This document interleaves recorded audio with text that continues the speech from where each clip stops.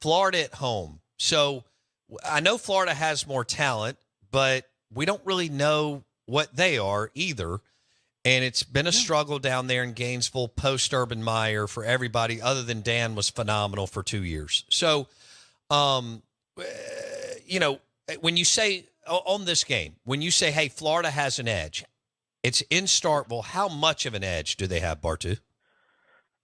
Uh, Talent-wise, not a huge one. Coaching-wise, I think it depends on who's calling plays.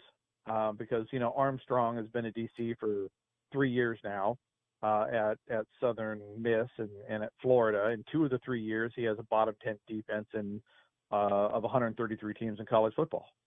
So if he's calling the plays, then who knows? Because his defenses just simply don't perform. That being said, you're getting Florida early.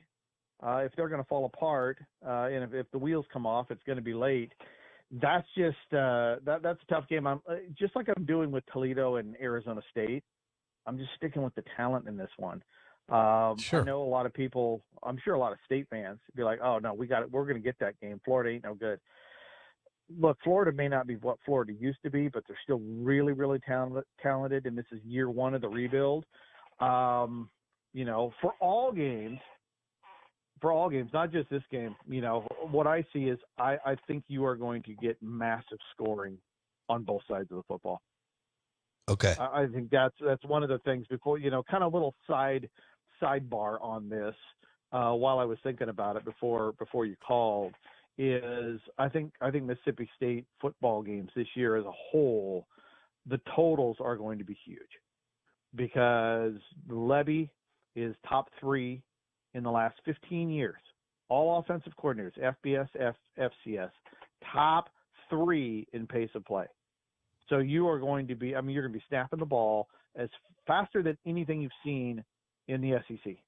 It's going to go, go, go, go, go. But that's going to force probably 85 to 95 plays on your DC, who's never called plays before. So, if you, as you always said, if we're going to lose, at least lose entertaining. Right. So I think you're going to get a lot of high scoring football games. So, But I think what you're saying is you feel that Florida is more 50-50 because of the Florida situation, than maybe in past years. So, if you want to go 3.5 that's cool. I'll go 3-1 through the first 4 games. okay. Yeah, no, I think it's at least 55-45. Right. But you 55% want to get chance they that game? win, Yeah. maybe a little bit, maybe closer to 60. It may be 60-40, but I don't know. Something crazy could We'll see what the happen. spread Maybe they is. have a chance to win late. All right, the next game, that's a loss. They have to go to Austin, Texas to play Texas, Oh, Bartoo. dude, the next three is horrible, dude. The next three physically and mentally is just, are you kidding me?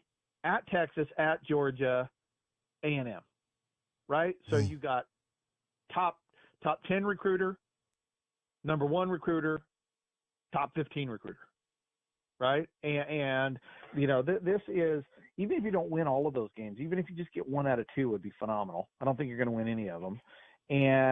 But now you have the physicality part of it. Your guys are going to be just beat to hell. Just that is just so much big boy football in a row.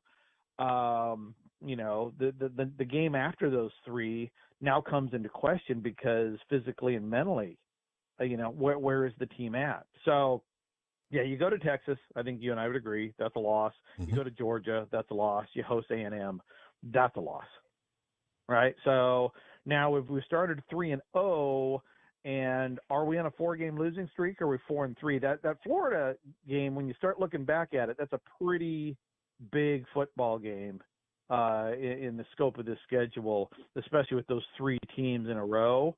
Mm. You do get A&M with new coaching staff. You get Elko, so it's a new coaching staff versus a new coaching staff. But I just think the talent profile at A&M is just too much to be betting on Mississippi State in that football game, even in Starkville.